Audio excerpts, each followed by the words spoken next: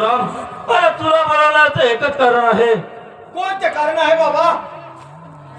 परंतु ते ऐकण्यापासून त्याच्या अगोदर मला तुला वचन द्यावं लागेल. वचनाची काय जरूर आहे बाबासाहेब? गरज आहे परशुराम. परशुराम, कधी तुमचं म्हणणं पाडलंय का? ते तर मला ठाऊकच आहे बाळा, परंतु मला या ठिकाणी तुझं वचन हवं आहे. वचन हवं आहे ना? होय. मग हे घ्या वचन. हे बाबा परशुराम, बोला बाबासाहेब. अरे तुझ्या मातेने माझ्या तपश्चर्याचा भंग केला आहे. मग काय? तिला मी गंगा जलावरती जल आणण्यासाठी पाठवलं होतं, हो. परंतु ती वेळेवर उपस्थित झाली नाही आणि कित्येक काळानंतर माझ्या पूजेचा वेळ भंग झाला. मग काय म्हणणं आहे तुमचा? माझं एकच म्हणणं आहे, तिला जगातून नाहीसं करून टाक. काय म्हणता बाबासाहेब? होय. तुला ज्या मातेने जन्म दिला त्या मातेचं वध करणं हे शक्य होणार नाही. काय बोलत आहेस परशुराम?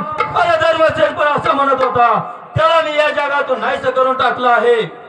एवढी गोष्ट लक्षात ठेव, तू माझा पुत्र आहेस, तू माझं वचन कधी मोडणार नाहीस हे मला माहित आहे. पहा, बाबासाहेबांना तर आपण वचन दिलेलं आहे, तेव्हा त्या वचनाची पूर्तता केली पाहिजे.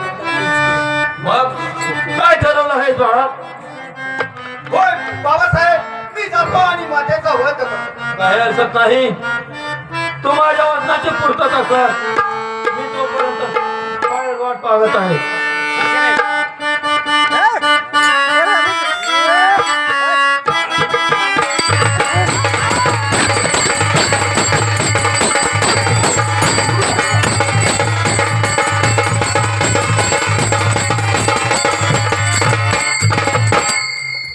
हे पहा आईसाहेब, तुला बाबांनी काय काम सांगितलं होतं आणि तू केलं नाही?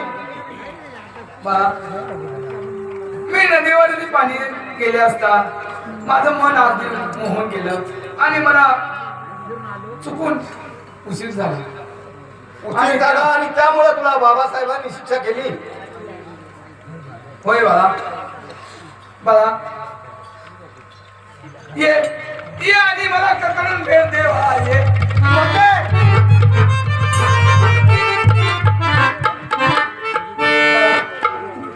मला काय सांगितलं आहे तुझ्या बाबांनी? मला बाबा साहेबांनी सांगितलं आहे की तुझा वध कर. बाळा, बाळा, आता काही करू ना. या